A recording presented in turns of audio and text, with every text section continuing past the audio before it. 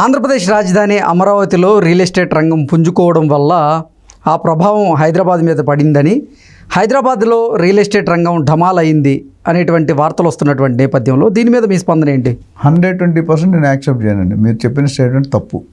ఎందుకంటే నాకు లాజిక్స్ ఉన్నాయి. ఓకే, ఎట్లా అంటే తెలంగాణలో రియల్ ఎస్టేట్ టాప్ గేర్లో ఉందండి. కార్ నడుపుతారు కదండి, టాప్ గేర్ 1, 2, 3, 4 టాప్ స్పీడ్ ఎందుకు వెళ్తాం మనం?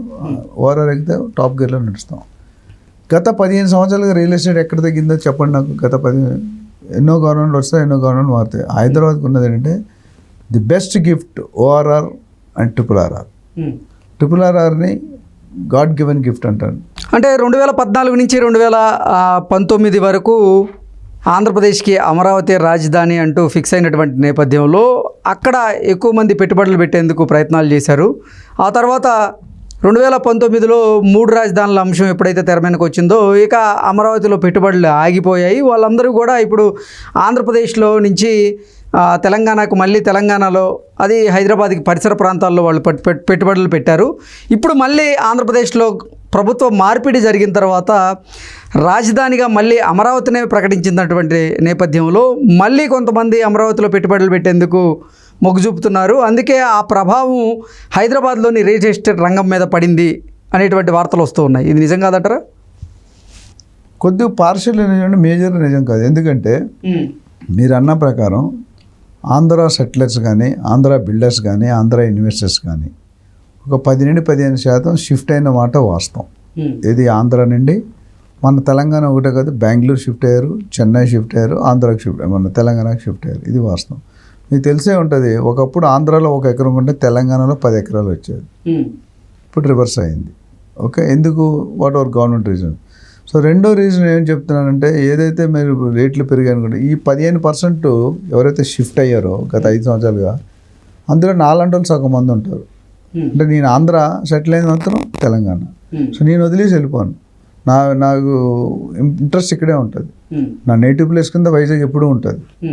అట్లా ఈ 10-15% ఎవరైతే షిఫ్ట్ అయ్యారో అందులో ఒక సగం మంది వెనక్కి వెళ్ళిపోవచ్చు. అందరూ వెళ్ళే అవసరం లేదు. ఇప్పుడు నేను వెళ్ళాను, మీరు చాలామంది ఉన్నారు ఆంధ్రాలో. ఇక్కడ వాళ్ళు కాదు, బయట వాళ్ళు కూడా వచ్చి ఇక్కడ సెటిల్ అవుతున్నారు తెలంగాణలో. అంటే ఆల్రెడీ ఇక్కడ పెట్టుబడులు పెట్టిన వాళ్ళు కొంతమంది ఉన్నారు.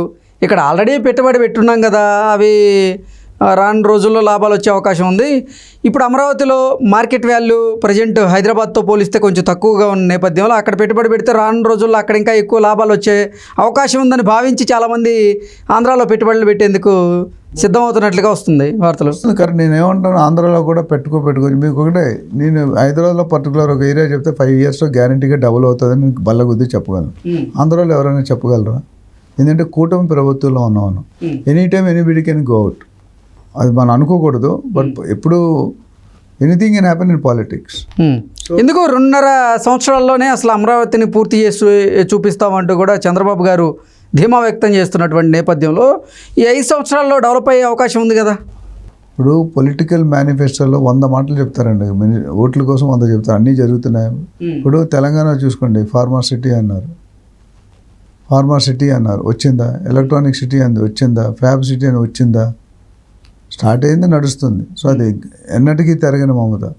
సో మేనిఫెస్టోలో చెప్పింది 100% తీసుకోవడం మీరు. ఇప్పుడు రేవంత్ రెడ్డి గారు కూడా చాలా చెప్పారు. కొన్ని జరుగుతుంది, అన్ని దానికి ప్రోటోకాల్ ఉంటుంది. ఇప్పుడు ఒక చెట్టుకి విత్తనం వేస్తే ఎన్ని సంవత్సరాలు పడుతుందండి? ఒక నెల రోజులు వచ్చేస్తుంది. మీకు కావాలంటే ఒక ప్రాసెస్ ఉంటుంది కదా. నేను అనేది అంటే I'm not against Andhra will definitely grow and I will be the first person to see that both Andhra Telangana goes nicely in the real estate. ఆంధ్రాలో మన తెలంగాణలో పడిపోదనడానికి కారణం ఏంటంటే, మన ప్రజెంట్ ముఖ్యమంత్రి ఎవరైతే ఉన్నారో ఆయన రియల్టర్. అంతకుముందు అర్బన్ డెవలప్మెంట్ మున్సిపాలిటీ అనేది KTR గారు చేసేవారు. ఇప్పుడు అది ఎవరికి ఇచ్చారు తెలుసా? ఎవరికి ఇవ్వలేదు, ఆయనే పెట్టుకున్నాడు. ఎందుకు? ఆయన సీఎం అవగానే ఫస్ట్ రియల్ ఎస్టేట్ నా సొత్తు, నా పొత్తు అనేది ఒక స్టేట్మెంట్ ఇచ్చాడు. అంటే నాకున్న 20 సంవత్సరాలు నా జీవితమే రియల్ ఎస్టేట్ కెరీర్గా మొదలైంది, రియల్టర్గా. నేను కోకాపేటలో అప్పుడు మీరు మాట నేను అప్పుడే కొన్ని ల్యాండ్స్ కొని విల్లాస్ కట్టానని చెప్పిన స్టేట్మెంట్ ఉంది. We have complete awareness. ఎందుకంటే రియల్ ఎస్టేట్లో నేను అంతమంది ఉంటుంది, 1,00,000 కోట్ల పైగా real estate direct and indirect సోర్సెస్గా తెలంగాణకి ఇన్కమ్. ఇప్పుడు భూ రేట్లు రిజిస్ట్రేషన్ ఇంకొక 10,000 కోట్లు పెరుగుతుంది. అర్థమైందా మీకు? సో రియల్ ఎస్టేట్ హైదరాబాద్లో తగ్గిపోదండి. ఆనవాయితీగా అక్కడ వచ్చిందేమో 5-10% 3-4 months వెయిట్ అండ్ వాచ్లో ఉంటారు. ఇక్కడ ఎందుకంటే ఇప్పుడు క్లారిటీ రాలేదు. చంద్రబాబు నాయుడు హిమ్సెల్ఫ్ ఇటు నాకు 3-4 నెలలు పెడితే స్టేట్ ఏ కండిషన్లో ఉందో అర్థం చేసుకుంటే నాకు టైం కావాలి అన్నాడు ఆయన. అర్థం చేసుకుంటే ప్లానింగ్ చేసుకుంటే ఫండ్స్ రావాలి. ఇది ఒక సైకిల్. ఫండ్స్ ఇవాళ అనగానే రేపు ఇచ్చారు కదా ఫండ్స్. ఏం చూసి పెడతారు? ఇప్పుడు హైదరాబాద్ చూసి పెట్టడానికి చాలా ఉన్నాయి అంశాలు మాట్లాడుకోవడం. అండ్ అక్కడ వైజాగ్ ఇప్పుడు ఆంధ్ర అన్ని పక్కల గ్రో అవ్వలేదు. కొన్ని పక్కల ఇప్పుడు వైజాగ్ ఉంది, సీ అడ్డేస్తుంది. సో వైజాగ్ సపరేట్ టాపిక్ చేద్దాం. సో అమరావతి వరకు నాకు తెలిసి నేను పాజిటివ్గా ఉన్నాను.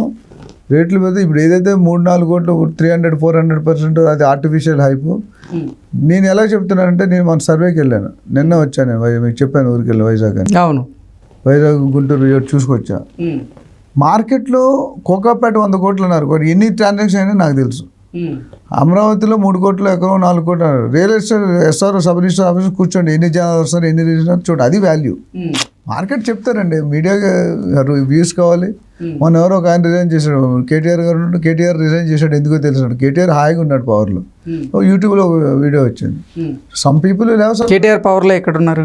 కేటీఆర్ లాస్ట్ టైం ఆయన మినిస్టర్గా ఉన్నప్పుడు, యూట్యూబ్లో కేటీఆర్ రిజైన్ చేశాడు మీకు తెలుసా అని యూట్యూబ్ పెట్టాడు. నేనే షాక్ తిన్నాను. అంత ముందు రోజే అక్కడ మాట్లాడేది సైన్ ఇచ్చుకొని చెప్పాలి. So what I'm saying is, Andhra will take some time to grow. ఒక అసెట్ విజిల్ చేసి దాని చెట్టు పేరు చెప్పి కాయలు అమ్మాలండి. అని హైదరాబాద్ చెప్పుకోవడానికి చాలా ఉన్నాయి. కానీ ఇక్కడికి వచ్చేసరికి ఆ బేస్ అనేది కనిపించలేదు. అది కనిపించడానికి 2-3 సంవత్సరాలు పడుతుంది. వాళ్ళు 2.5 సంవత్సరాలు అన్నారు, 5 సంవత్సరాలైనా మేము హ్యాపీ అవుతుంది 100. సో ఇవాళ డబ్బులు పెట్టుకుంటే ఆంధ్రాలో మీరు 5 to 10 years వెయిట్ చేయాలి మినిమం.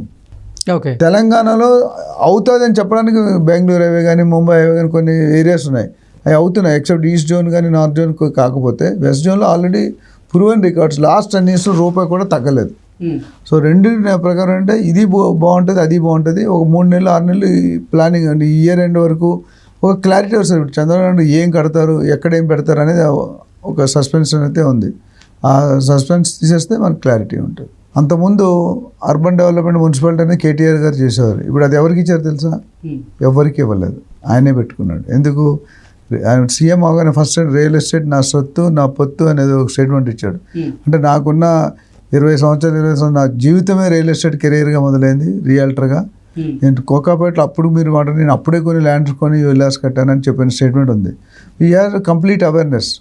ఎందుకంటే రియల్ ఎస్టేట్లో నేను అంతమంది ఉంటుంది 1,00,000 కోట్ల పైగా real estate direct and indirect సోర్సెస్గా తెలంగాణకి ఇన్కమ్. ఇప్పుడు భూ రేట్లు రిజిస్ట్రేషన్ ఇంకొక 10,000 కోట్లు పెరుగుతుంది. అర్థమైందా మీకు? సో రియల్ ఎస్టేట్ హైదరాబాద్లో తగ్గిపోదండి. ఆనవాయితీగా అక్కడ వచ్చిందేమో 5-10% ఒక 3-4 months వెయిట్ అండ్ వాచ్లో ఉంటారు. ఇక్కడ ఎందుకంటే ఇప్పుడు క్లారిటీ రాలేదు. చంద్రబాబు నాయుడు హిమ్సెల్ఫ్ ఇటు నాకు 3-4 నెలలు పెడితే స్టేట్ ఏ కండిషన్లో ఉందో అర్థం చేసుకుంటే నాకు టైం కావాలి అన్నాడు ఆయన. అర్థం చేసుకుంటే ప్లానింగ్ చేసుకుంటే ఫండ్స్ రావాలి. ఇది ఒక సైకిల్. ఫండ్స్ ఇవాళ అనగానే రేపు ఇచ్చారు కదా ఫండ్స్.